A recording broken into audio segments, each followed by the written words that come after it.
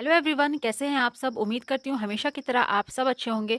तो दोस्तों, रोज़ की तरह आज फिर से लेकर आ चुकी हूँ बहुत ही यूज़फुल टिप्स और ट्रिक्स, जिनको यूज़ करके हमारे रोज़मर्रा के जो काम होते हैं ना, बहुत ही ज़्यादा आसान हो जाएंगे। तो वीडियो बहुत ज़्यादा इंटरेस्टिंग होने वाला है, इसलिए एंड तक ज़रूर देखिएगा। और पसंद आता है तो एक लाइक कर दीजिएगा और फैमिली और दोस्तों के साथ ज़रूर शेयर करिएगा। और चैनल पर न्यू है तो प्लीज़ इसको सब्सक्राइब ज़रूर कर लीजिएगा। तो शुरू करते हैं आज का ये वीडियो। आज की मेरी पहली टिप है, जब भी हम नेल पेंट लगाते हैं ना, तो नेल्स के पीछे का जो हिस्सा होता है ना, वहाँ पर गलती से हमारा जो नेल पेंट है वो लग जाता है, जो कि देखने में बहुत ज़्यादा ख़राब लगता है। तो कभी-कभार क्या होता है, जब हमें कहीं बाहर जाना होता है और जल्दबाज़ी में जब हम लगाते हैं, तो ये तो हमारे साथ अक्सर हो जाता है। तो उसके लिए एक छोटी-सी टिप, आप जब भी इस तरीके से नेल पेंट लगाएँ ना, तो यहाँ पर यूज़ कर लीजिए आप वैसलीन का। तो वैसलीन का जो थोड़ा-सा हिस्सा लेकर आप नाखून के पीछे के साइड में इस तरीके से हल्का-हल्का लगा लीजिए। तो क्या होता है कि जब भी आप नेल पेंट लगाइएगा ना, तो आप देखिएगा जो पीछे जो स्किन पर जो लग जाता है नेल पेंट, वो आसानी से निकल जाता है। तो यहाँ पर मैं आपको नेल पेंट लगा के दिखाती हूँ। यहाँ पर थोड़ा-सा ज़्यादा ही लगा के दिखा रही हूँ, ताकि आपको अच्छे से बता पाऊँ, समझा पाऊँ, इसलिए थोड़ा-सा ज़्यादा एक्स्ट्रा निकाल के लगा रही हूँ। तो ये अच्छे से जब ड्राई हो जाएगा तब आपको दिखाऊँगी कपड़े से निकाल कर। तो यहाँ पे हमारा जो नेल पेंट है वो अच्छे से ड्राई हो चुका है। तो इसको एक कपड़े की हेल्प से जो भी एक्स्ट्रा नेल पेंट है ना, उसको हटा देते हैं। तो यहाँ पर देखिए कितना ईज़िली जो हमारे स्किन पर नेल पेंट लगा हुआ है वो आसानी से हट जाता है। तो ये देखिए बहुत ही आसानी से जो एक्स्ट्रा नेल पेंट जो हमारी स्किन पर है ना, वो ईज़िली रिमूव हो जाता है। तो इस तरीके से हमारा जो नेल पेंट है वो देखने में भी काफ़ी ज़्यादा सुंदर लगता है। और जब हम कभी जल्दबाज़ी में जब नेल पेंट लगाते हैं ना, जो एक्स्ट्रा लग जाता है, वो भी दिक्कत यहाँ पर नहीं होगी। तो उम्मीद करती हूँ ये वाला टिप भी आपको ज़रूर पसंद आया होगा। तो नेल पेंट से रिलेटेड ही एक और हैक देख लेते हैं। कभी-कभार क्या होता है, जब हम नेल पेंट खोलते हैं ना, तो उसका ढक्कन जो होता है बहुत ही ज़्यादा चिपक जाता है, टाइट हो जाता है, जो कि खुलता नहीं रहता है।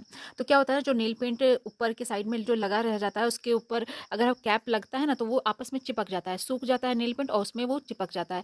तो ये वाला प्रॉब्लम को दूर करने के लिए आप क्या करिए, अगर पुराना नेल पेंट है, अगर उसमें आप ये वाला टिप यूज़ कर रहे हैं, तो क्या करिए, आप एक कपड़े से उसको पोंछ दीजिए। अगर न्यू है तो आप न्यू में ही ये वाला ट्रिक को यूज़ करिए।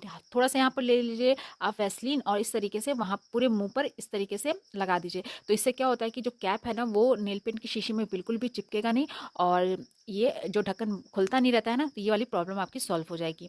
तो चलिए देख लेते हैं हमारी अगली टिप कौन सी है। अक्सर हर घर में ये रिमोट के साथ तो ये काम होता ही है कि बच्चे किसी तरीके से भी इसको फेंक देते हैं, और उसके बाद ये टूट जाता है, या फिर इसका जो बैटरी लगाने वाला हिस्सा जो होता है ना, वो ढीला हो जाता है, जिसके बाद वो खुद ही निकलने लग जाता है और वो टाइट नहीं रहता है। ये वाला जो पोर्शन होता है ना, काफ़ी ज़्यादा लूज़ हो जाता है, वो खुद ही अपने आप ही निकलने लग जाता है। तो इस प्रॉब्लम को दूर करने के लिए एक छोटी सी टिप है। वो कपड़ा होता है ना, कि जिसमें हम खरीद कर नया कपड़ा लेकर आते हैं, तो इस टाइप के एक पॉलीथीन सब में मिलता है, तो वैसा एक यहाँ पर आप पॉलीथीन ले लीजिए। उसके बाद इस तरीके से उसको नाप कर, जो भी अगर आपको एक्स्ट्रा लग रहा है, तो उसको आप कट कर लीजिए। कट करने के बाद इसमें हम रिमोट को बहुत ही अच्छे तरीके से सेट कर लेंगे। तो इस तरीके से कट करने के बाद आप इसको इस तरीके से फोल्ड कर दीजिए, और ऊपर वाला जो हिस्सा है ना, उसको भी हमें इस तरीके से फोल्ड करके सेलो टेप से चिपका देना है। तो इस तरीके से हमारा जो रिमोट है ना, बहुत ही ज़्यादा सेफ हो जाएगा। और आप इसको किसी तरीके से भी अगर कहीं भी अगर गिर जाता है, या बच्चे इसके फेंक देते हैं, तो भी ये बिल्कुल भी टूटता नहीं है, और इसका जो रिमोट जहाँ पर हम बैटरी लगाते हैं ना, वो वाला हिस्सा भी ये खुलता नहीं है। और इसके आगे वाला जो हिस्सा है, अगर आप चाहें तो वहाँ पर एक छोटा-सा छेद कर दें, जिससे ये अच्छे से काम करेगा। जब भी हम इसको बटन दबाएँगे, तो ये बहुत ही अच्छे से वर्क करेगा। तो छोटी-सी टिप है, उम्मीद करती हूँ ये वाला टिप भी आपको ज़रूर पसंद आया होगा। तो चलिए देख लेते हैं अगली टिप कौन-सी है।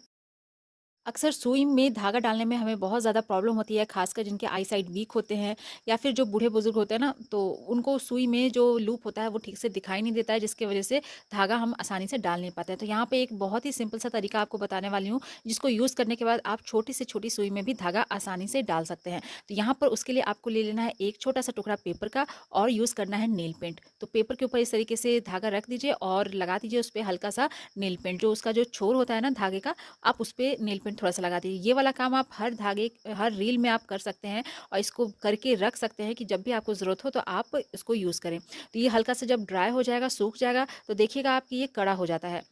कड़ा होने के बाद ये बहुत ही आसानी से सुई में चला जाता है। तो यहाँ पर आपको बड़ी वाली सुई में लगा के दिखा रही हूँ, बहुत ही ईज़िली चला जाता है। उसके बाद आप देखिए छोटी वाली सुई में भी हम इससे आसानी से धागा डाल सकते हैं। बहुत ही आसानी से चला जाता है ये, क्योंकि ये सूख जाता है ना, उसके बाद ये काफ़ी ज़्यादा स्ट्रेट टाइप का हो जाता है, जिससे जो सुई में धागा है ना, आसानी से हम डाल पाते हैं। तो इस तरीके से हम सिर्फ एक नेल पेंट की मदद से सुई में आसानी से छोटी सी छोटी सुई में भी धागा डाल सकते हैं। उम्मीद करती हूँ ये वाला टिप भी आपको ज़रूर पसंद आया होगा। तो चलिए फटाफट से देखते हैं हमारी अगली ट्रिक कौन सी है। इस तरीके के पुराने सॉक्स हमारे पास होते हैं जिनकी जो इलास्टिक है वो लूज़ हो जाते हैं। उसके बाद हम उन्हें पहनते नहीं हैं, तो ये एक्स्ट्रा ऐसे ही घर में पड़े रहते हैं। तो आज इनका बहुत ही अच्छा-सा यूज़ बताने वाली हूँ। अगर आप इसको फेंकने वाले हैं तो आज इस वीडियो को ज़रूर देखिए। तो क्या करना है, हमें सॉक्स को पहले पानी से अच्छे से भिगो लेना है। भिगोने के बाद उसको जो भी पानी होगा ना उसका वो अच्छे से निचोड़ लेना है। उसके बाद हमें यहाँ पर यूज़ करना है वाइपर का। तो इस तरीके के वाइपर में आप जो मोजा है ना उसका एक पेयर आप एक साइड इस तरीके से फँसा दीजिए और जो दूसरा पेयर है ना वो दूसरे साइड में हमें इस तरीके से लगा देना है। तो ये हमारा एक बहुत ही अच्छा क्लीनिंग का टूल बन के तैयार हो जाता है। क्या होता है, अभी जैसे ठंड का मौसम है तो लोग हाथ से पोछा लगाने से उतना कतराते हैं, या फिर जिनको घुटने वगैरह में प्रॉब्लम होती है तो वो बैठ के पोछा नहीं लगा पाते हैं। तो इस तरीके से हम अपने फ्लोर की क्लीनिंग बहुत ही अच्छे से कर सकते हैं। बहुत ही अच्छे से ये सारा पोछा लग जाता है, बहुत ही अच्छे से सफाई करता है, खासकर उन जगहों पर जहाँ पे हमारा हाथ नहीं पहुँचता है, ऊँची-ऊँची जगह पर। तो ये वाइपर की हेल्प से हम उन जगहों पर भी बहुत ही अच्छे से पोछा लगा सकते हैं। या फिर नीचे जो होता है ना बेड के नीचे जहाँ पर हमारा हाथ जाता नहीं है, पतली-पतली एरिया जहाँ पर होते हैं, तो वहाँ पर भी ये वाइपर अंदर जाकर बहुत ही अच्छे से क्लीन कर देता है। बढ़ते हैं अगले टिप की तरफ।